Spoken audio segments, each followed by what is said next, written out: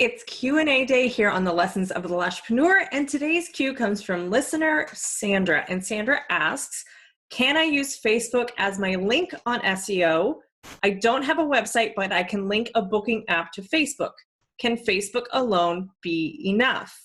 These are great questions and ones that a lot of lash artists have asked me and that share the same question. Is Facebook enough? Is social media enough? So let me translate a couple of questions that Sandra is asking. One, can social media be used for SEO? Two, is social media enough of an online presence to grow my business? And three, do I really need a website? And we're going to dive into those three questions today on the Lessons of a Lashpreneur.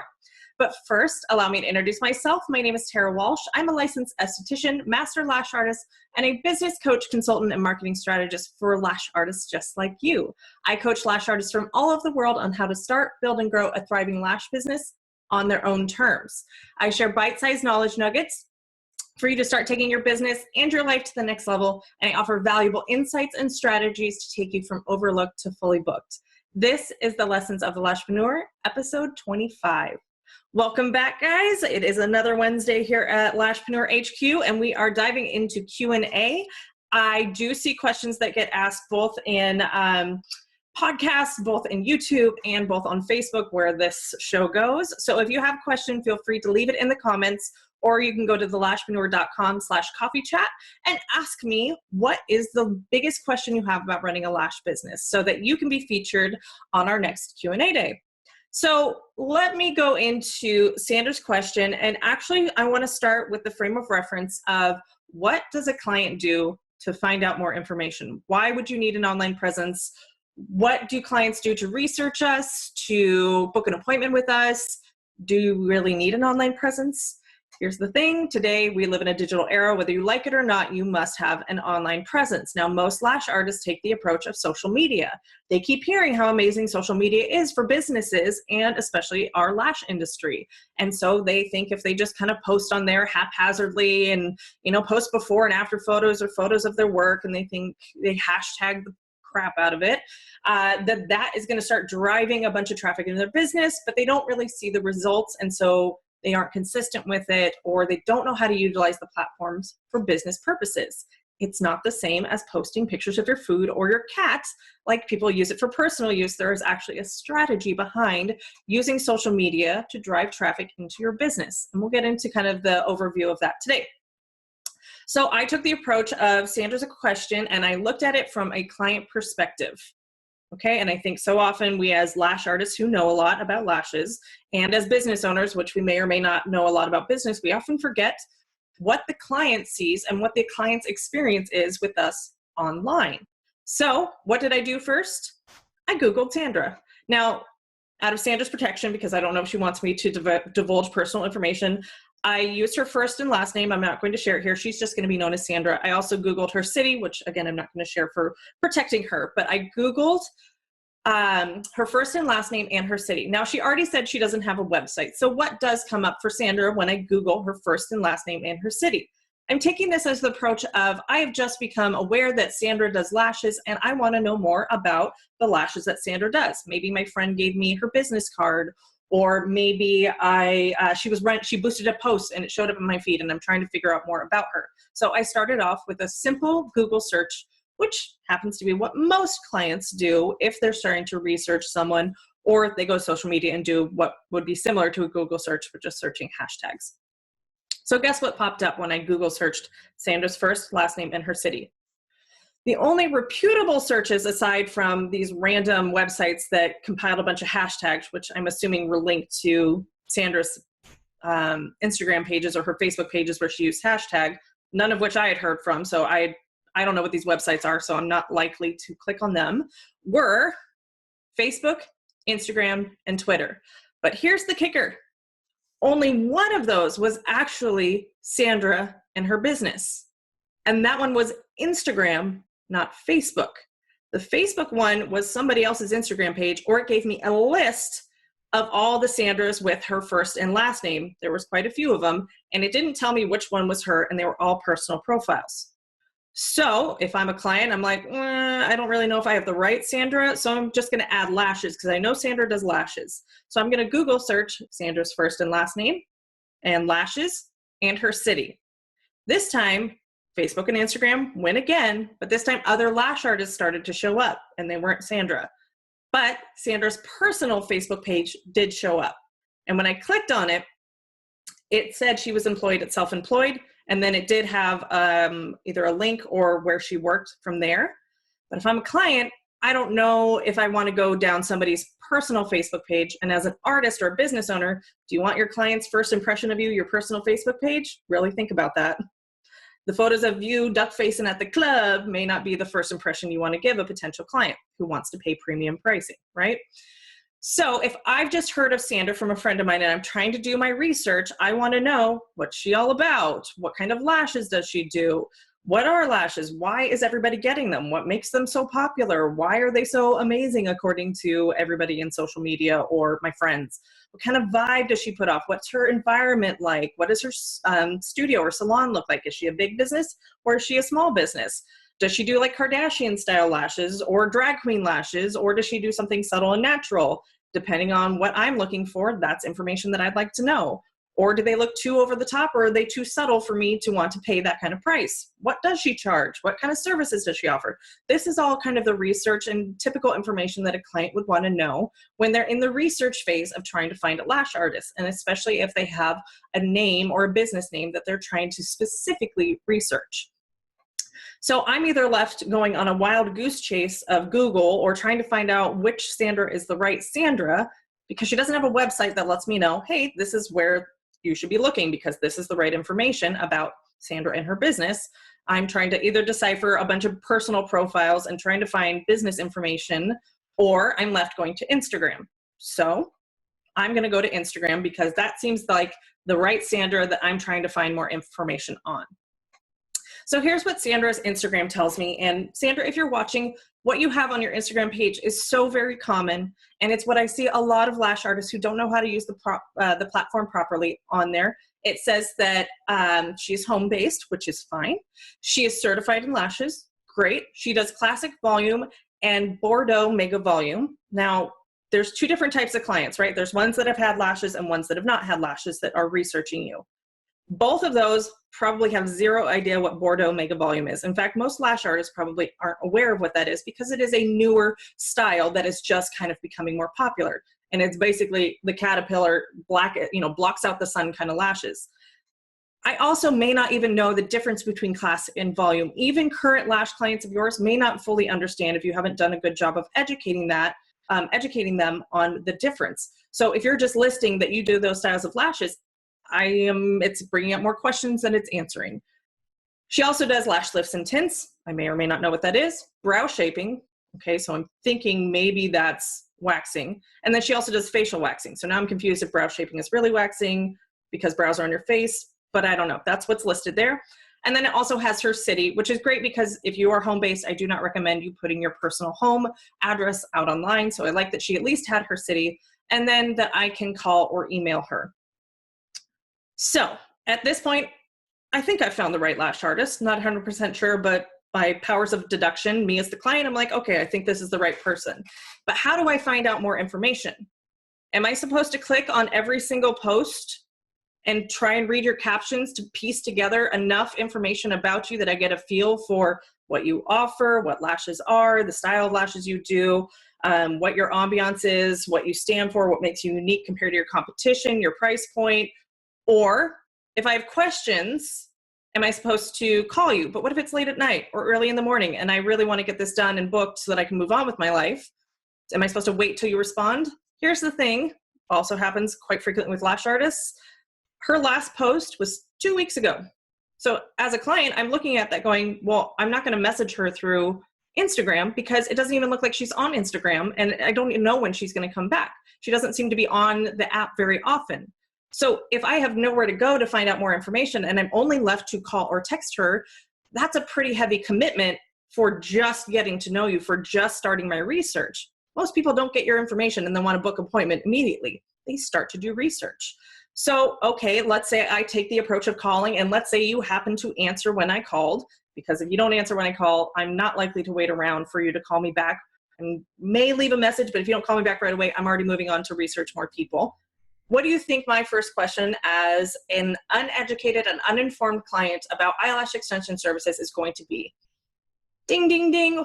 Hey, what do you charge? Hey, what's your price point? Do you think I'm going to ask, oh, how many certifications do you have? Oh, do you do fluffy lashes or do you do texturized lashes? Oh, are you worth your price point? No, they're going to ask you what your price is. And if you don't have a means of guiding them through to get them value first before you share your price, they're going to make a snap judgment of whether you are worth it or not. And what is the first price point you're going to tell them? Your full set pricing. And how long does it take? 2 to 3 hours. So as a client, I'm thinking, oh my God, that's a lot of money. And I got to lay down for 2 to 3 hours because I am not fully educated, some clients, on how long the process takes, that actually I need to be considering the maintenance more so than the full set, the first appointment. So I'm looking at this huge price tag and a huge commitment of my time, and I have no other way of finding out whether you're worthwhile or not. So I'm going to say, okay, thank you. I'll consider it. I'll call you back to book an appointment. Oh, I don't want these right now, maybe later. And I'm going to start researching other people who are cheaper or who give me more information to base a decision off of. So does this sound at all like something that maybe potential lash clients go through? If you don't have a website that contains all of the information about your business aside from what's in your head, this is the path they're left to take because they have no other option of learning more information about you. Now, they may start the conversation with, I have current extensions, do you work on other people's work? But maybe not. Most of the time, they will ask about your price point because they are not educated enough to understand that there's more to consider to lashes. So if you want to be judged on your price point, continue to go down this path.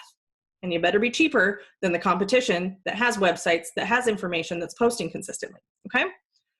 So let's go back to Sandra's questions and let's dive a little bit deeper. So her first question essentially is asking, can social media be used for SEO? So I go more into detail about what SEO is, search engine optimization, inside of episode 15 for the lessons of the Lashpreneur, and the link is included in this post if you want to go back and watch that.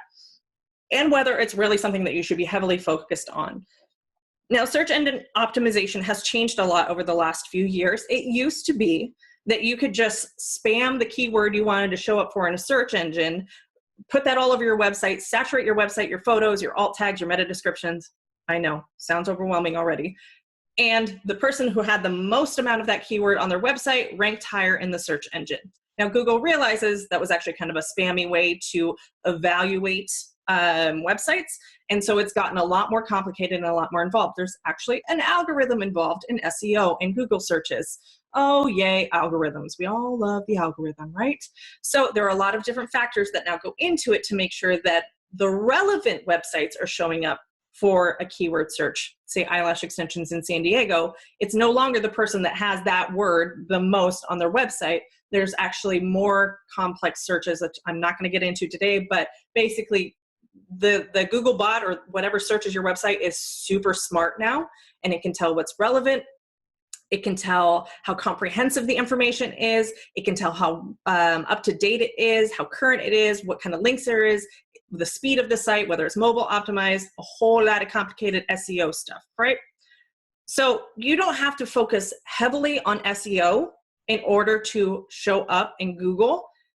If I am searching Sandra's first and last name plus lashes plus city, the basics of SEO on a website would allow Sandra's page to show up specifically for her in that kind of search. So that I at least, yes, I'm going to be competing with Facebook and Instagram and Yelp, but at least Sandra's website would show up with just the basics. So she doesn't have to compete for the first page in showing up for eyelash extensions in San Diego or wherever Sandra is located.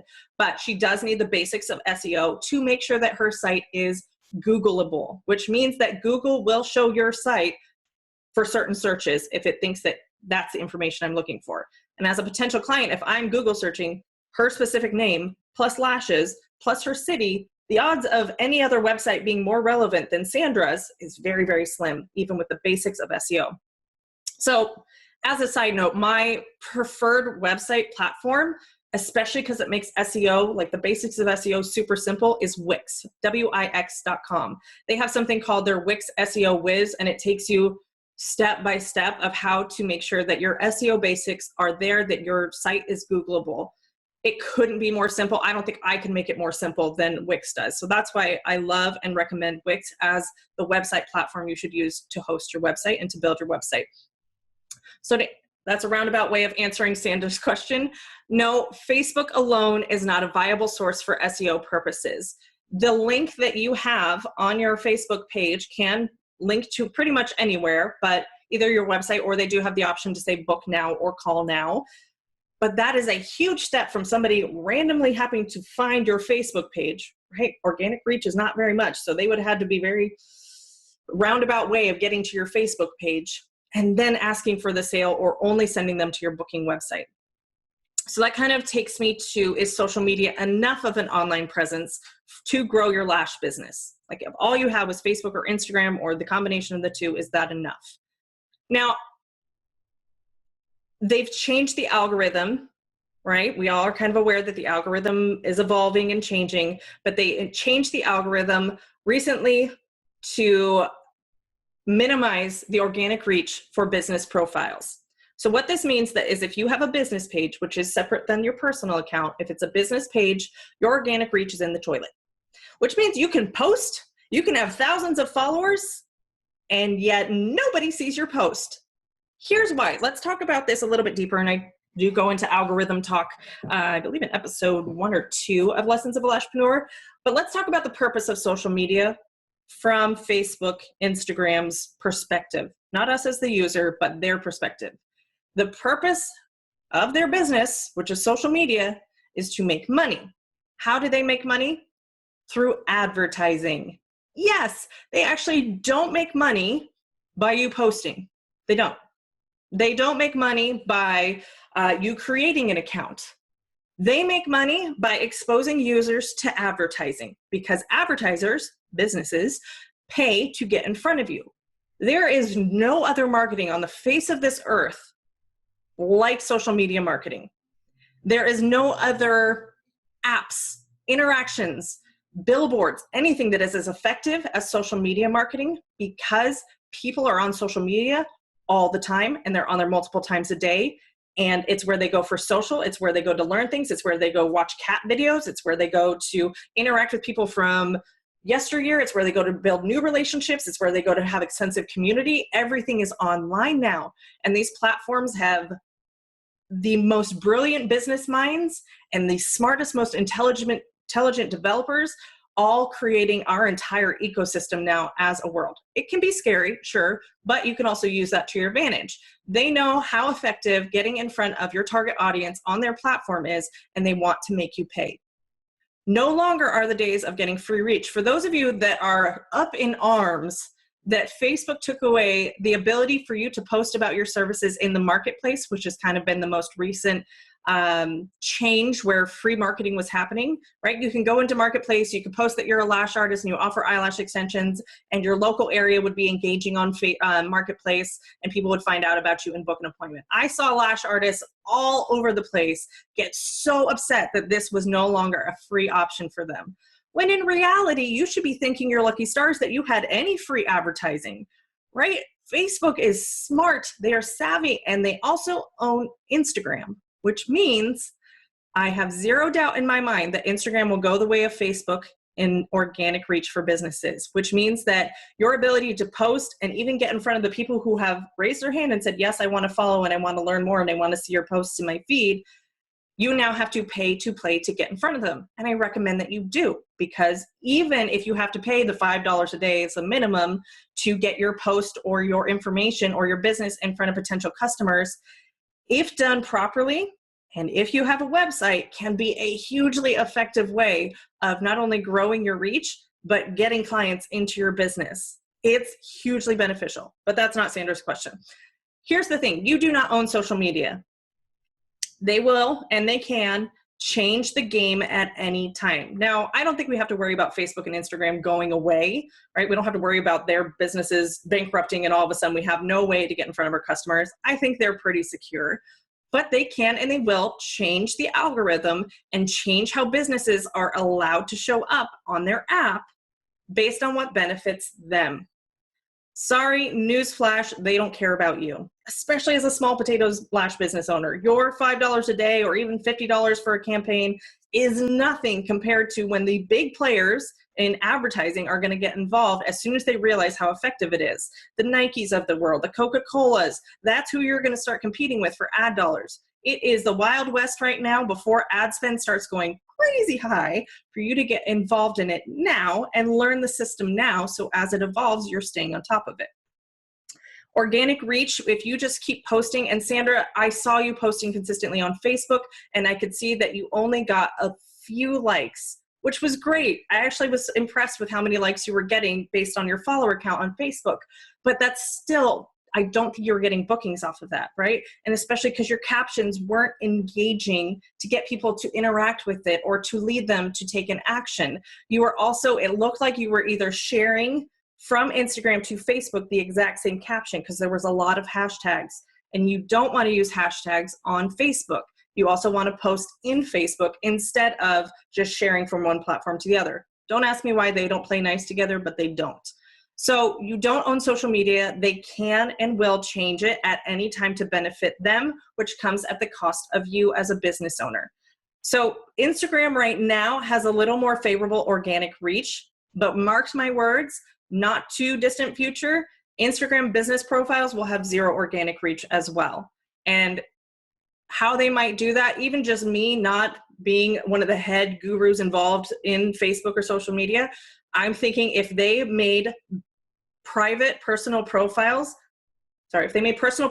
completely private, they would force everybody who's a business to have a public profile, but with zero organic reach. So how that works is, instead of some people taking advantage of the system, trying to game the algorithm by having their personal page serve business purposes, and I see this a lot too, you are risking so much because Facebook doesn't play well when you violate their terms and conditions. It is a clear terms and conditions on social media that you cannot use.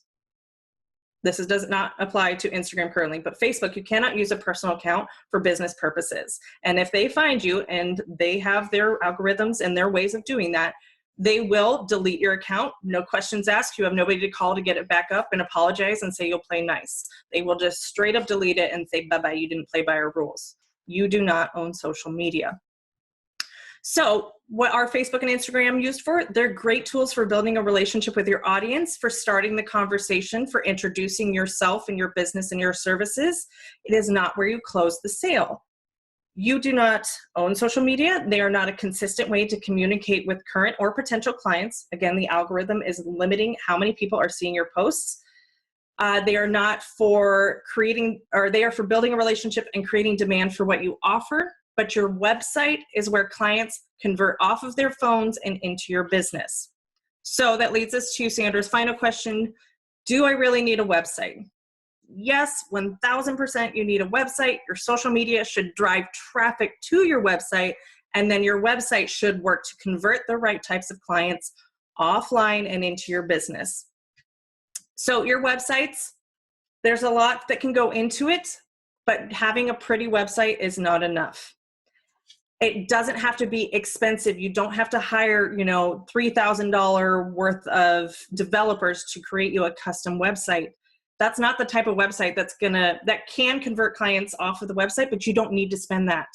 With a well-done website, you should be able to get regular leads into your business every single week. If you're not getting regular leads into your business every single week, the first place I would start is your website. With a well-done website, it should attract the right types of clients as much as it repels the wrong types of clients. So if you have young 20-something beautiful women fully chalked up in makeup on your website, yet your ideal type of client is in her 40s and 50s who has discretionary income, who sees it as an investment, and they love how it makes them feel youthful, you're actually repelling her from wanting to come into your business because she's not seeing herself or connecting with your website.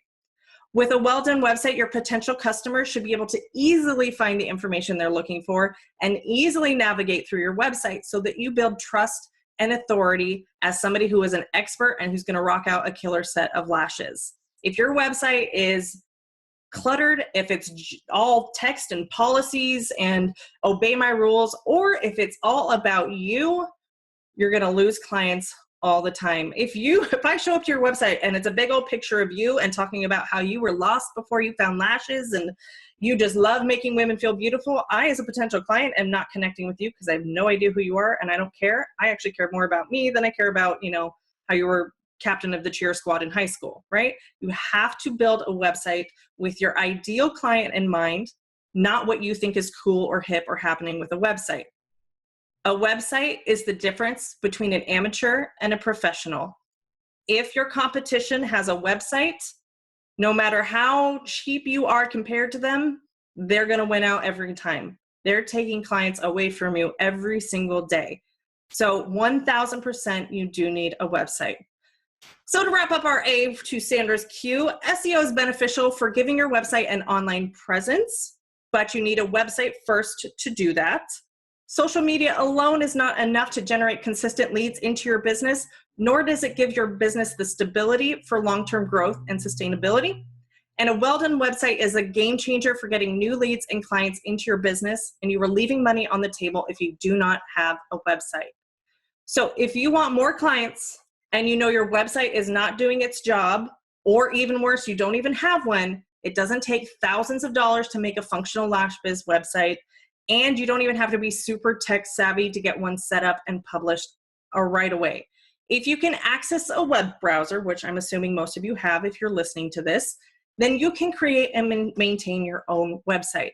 Now, we are launching a brand new online course called DIY Web Design, where my go-to web guru and I have collaborated on showing you step by step by step of how to go from none to done with your website. This is a question that I get all the time about building clientele, and when I ask them, do they have a website, they say, no, do I really need one?